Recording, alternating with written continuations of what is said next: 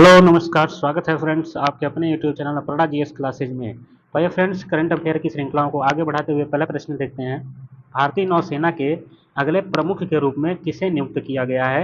Option है are के Dhawan, Karambir Singh, Dinesh Kumar Tripathi, are Hari Kumar. यहाँ पे देख सकते हैं जो राइट आंसर होगा दिनेश कुमार त्रिपाठी। इनको भारतीय नौसेना के अगले प्रमुख के रूप में नियुक्त किया गया है। तो देखिए वाइस एडमिरल दिनेश कुमार त्रिपाठी को नौसेना स्टाफ के अगले प्रमुख के रूप में नियुक्त किया गया है। वह 30 अप्रैल 2024 को कार्यभार संभालेंगे और वर्तमान नौसेना प्रमुख एडमिरल आर हरि कुमार सेवा से रिटायर होने वाले हैं। तो यह किनका जगह लेंगे? आर हरि कुमार की जगह लेंगे। कौन? दिनेश कुमार त्रिपाठी। तो त्रिपाठी वर्तमान में नौसेना स्टाफ के उप प्रमुख के रूप में कार्यरत हैं। इनका कार्यभार 30 अप्रैल 2024 से यह संभालेंगे। अगला प्रश्न देखते हैं, स्काई ट्रैक्स अवार्ड 2024 में बेस्ट एयरपोर्ट का अवार्ड किसे मिला है? ऑप्शन है आपके सामने चांगी हवाई अड्डा सिंगापुर, टोक्यो हानेडा हवाई अड्डा, हमाद अंतर्राष्ट्रीय हवाई अड्डा दोहा, दोहा जो कतर में है, कतर में, दुबई हवाई अड्डा। यहाँ पे देख सकते हैं जो राइट आंसर होगा हमाद अंतर्राष्ट्रीय हवाई अड्डा दोहा में इसको स्काई ट्रैक्स अवार्ड 2024 में बेस्ट एयरपोर्ट का अवार्ड मिला है। दोहा के हमाद अंतर्राष्ट्रीय हवाई अड्डा, दोहा के हमाद अंतर्राष्ट्रीय हवाई अड्डा sky tracks world airports award 2024 में बेस्ट एयरपोर्ट का अवार्ड अपने नाम किया है। हमाद एयरपोर्ट ने 12 बार के चैंपियन सिंगापुर चांगी हवाई अड्डे को पछाड़कर यह अवार्ड अपने नाम किया है। तो देखेंगे यहाँ पे किसको हरा करके? सिंगापुर चांगी हवाई अड्डा को पीछे करके हमाद अंतर्राष्ट्रीय हवाई अड्डा को sky tracks world airports award से सम्मानित किया गया है। साथ ही लगातार दूसरी बार खरीदारी के लिए सबसे बेस्ट एयरपोर्ट का अवार्ड भी जीता है। भारत का Delhi airport best airport list में 36वें नंबर पर रहा है। तो यह भी ध्यान रखेंगे, भारत का भी पूछा जा सकता है कि कौन से स्थान पर रहा है। तो 36वें स्थान पर रहा है भारत का एयरपोर्ट। कौन सा एयरपोर्ट? दिल्ली एयरपोर्ट। हाल ही में तिरंगी बर्फी को जीआई टैग दिया गया है। यह किस शहर से संबंधित है? लखनऊ, कानपुर, वाराणसी या पटना? तिरंगी जो बर्फी है यह वाराणसी की है, जिसे हाल ही में जीआई टैग प्राप्त किया गया है।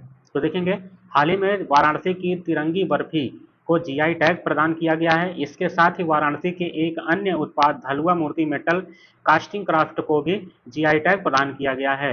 अभी तक बनारस क्षेत्र से कुल 34 उत्पादों और उत्तर प्रदेश के 75 उत्पादों को जीआई टैग प्रदान किया जा चुका है। तमिलनाडु 58 जीआई टैग उत्पादों के साथ दूसरे स्थान पर है। तो सर्वाधिक किसकी बात करेंगे? जीआई टैग प्राप्त जो संख्या है उत्तर प्रदेश की है 75 और दूसरे स्थान पर तमिलनाडु को 58 जीआई टैग प्रदान है। हिंदुस्तान जिंक वैश्विक स्तर पर चांदी के उत्पादन में किस स्थान पर पहुंच गया है?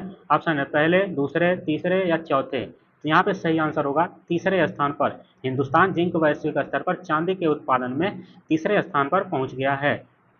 वेदांता समूह की कंपनी हिंदुस्तान जिंक वैश्विक स्तर पर चांदी का तीसरा सबसे बड़ा उत्पादक बन गया है। पिछले साल कंपनी चांदी प्रोडक्शन में चौथे स्थान पर थी। चांदी वैश्विक ऊर्जा परिवर्तन में महत्वपूर्ण भूमिका निभाती है। हिंदुस्तान जिंक की चेयरपर्सन प्रिया अग्रवाल हैं। आईपीएल के इतिहास में 250 मैच खेलने वाले दूसरे खिलाड़ी कौन बने हैं? Rohit Sharma, Jos Buttler, Virat Kohli, David Warner. तो यहाँ पे जो सही आंसर होगा रोहित शर्मा। मुंबई इंडियंस के सलामी बल्लेबाज Rohit Sharma Indian Premier League IPL के इतिहास में 250 मैच खेलने वाले दूसरे खिलाड़ी बन गए हैं। एमएस धोनी आईपीएल में 250 मैच खेलने वाले पहले क्रिकेटर बने थे। इस लिस्ट में दिनेश कार्तिक 249 मैचों के साथ तीसरे स्थान पर हैं। रोहित आईपीएल के 250 मैचों की 245 पारियों में 6,558 रन बना चुके हैं। हाल ही में Bharat BrahMos supersonic cruise missile की आपूर्ति किस देश को कर रहा है?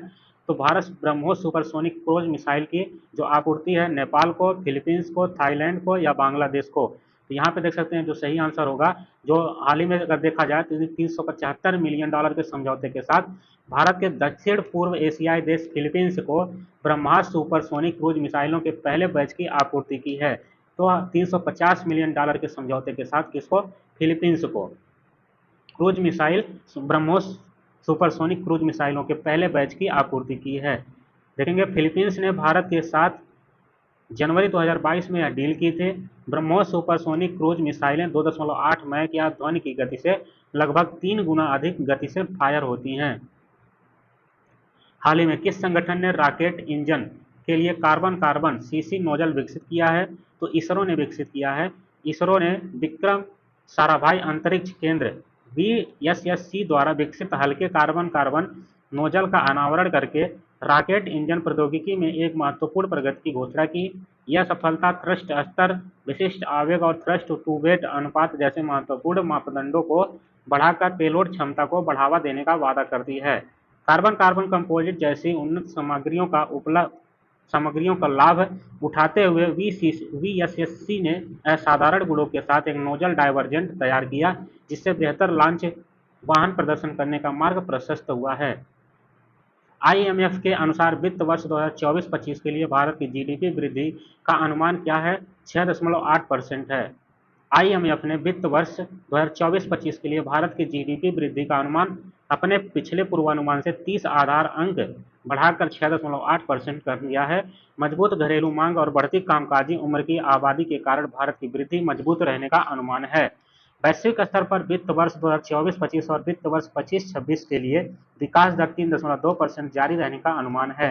भारत ने इसी अवधि में चीन की 4.6% के विकास अनुमान को पीछे छोड़ते हुए दुनिया की सबसे तेजी से बढ़ते हुई अर्थव्यवस्था के रूप में अपनी स्थिति बरकरार रखी है। हाल ही में डीआरडीओ ने एक्सोस्केलेटन के लिए उभरती प्रौद्योगिकियों और चुनौतियों पर पहली अंतर्राष्ट्रीय कार्यशाला का आयोजन किस स्थान पर किया है? तो बेंगलुरु में किया है। इसका राइट आंसर होगा बेंगलुरु। बेंगलुरु ने डीआरडीओ द्वारा एक्सोस्केलेटन के लिए उभरती प्रौद्योगिकियों और चुनौतियों पर उद्घाटन अंतर्राष्ट्रीय कार्यशाला की मेजबानी की। रक्षा अनुसंधान एवं विकास विभाग के सचिव डॉक्टर समीर वी कामत द्वारा उद्घाटन किया गया। यह कार्यक्रम सैन्य और नागरिक क्षेत्रों में एक्सोस्केलेटन प्रौद्योगिकी के महत्व को रेखांकित करता है। तो देखेंगे यहाँ पे रक्षा अनुसंधान एवं विकास विभाग के सचिव जो हैं डॉक्टर समीर वी कामत हैं, यह भी ध्यान रखेंगे। हाल ही में खबरों में रहा गैया BS3 क्या है? विशाल तारकीय ब्लैक होल है गैया BS3। तो खगोलविदों ने आकाशगंगा में सबसे पहले ज्ञात तारकीय ब्लैक होल जिसे गैया BS3 की पहचान की गई है। गैया मिशन के डेटा के माध्यम से खोजा गया है। यह अपने साथ ही तारे के असामान्य डगमगाने का कारण बनता है। भू आधारित वेधशालाओं द्वारा पुष्टि की गई कि इसका द्रव्यमान हमारे सूर्य से 33 गुना अधिक है, जो 1926 प्रकाश वर्ष दूर एक्विला में स्थित है।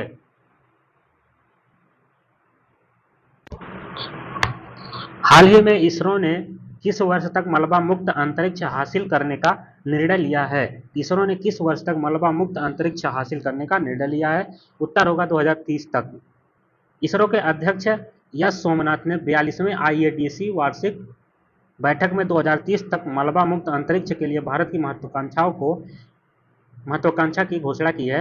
उन्होंने भविष्य के अंतरिक्ष प्रयासों के लिए इसरो की स्पष्ट रणनीति और टिकाऊ अंतरिक्ष अन्वेषण के प्रति इसकी प्रतिबद्धता पर जोर दिया है। आलिया भट्ट टाइम मैगजीन की दुनिया की 100 सबसे प्रभावशाली लोगों की लिस्ट में शामिल हुई हैं। टाइम मैगजीन ने साल 2024 के सबसे प्रभावशाली लोगों की लिस्ट जारी कर दी है। इस लिस्ट में एक्ट्रेस आलिया भट्ट का नाम शामिल है। उन्हें अद्भुत टैलेंट बताया गया है। इनके अलावा Indian British actor Dev Patel और फेमस सिंगर दुआ लिपा का नाम भी इस लिस्ट में शामिल किया गया है।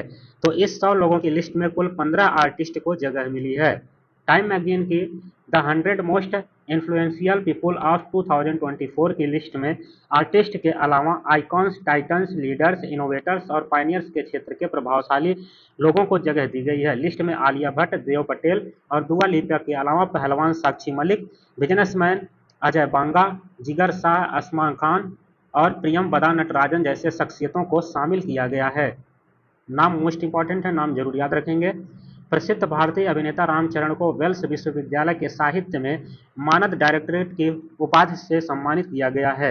एक प्रतिष्ठित समारोह में चेन्नई के वेल्स विश्वविद्यालय ने प्रसिद्ध भारतीय अभिनेता रामचरण को साहित्य में डॉक्टरेट की मानद उपाधि से सम्मानित किया है। यह विशिष्ट सम्मान सिनेमा की दुनिया में चरण के उल्लेखनीय योगदान और दुनिया भर के दर्शकों पर उनके गहरे प्रभाव का जश्न मनाता है। वेल्स विश्वविद्यालय के 14वें वार्षिक दीक्षांत समारोह में कई अन्य प्रतिष्ठित पुरस्कारों के साथ साथ इस मानद उपाधि से सम्मानित किया गया है। अगला देखेंगे, स्पेस भारत में सोनार परीक्षण और मूल्यांकन के लिए एक अत्याधुनिक सुविधा। तो यहाँ पे देखेंगे कौन सी अत्याधुनिक सुविधा है।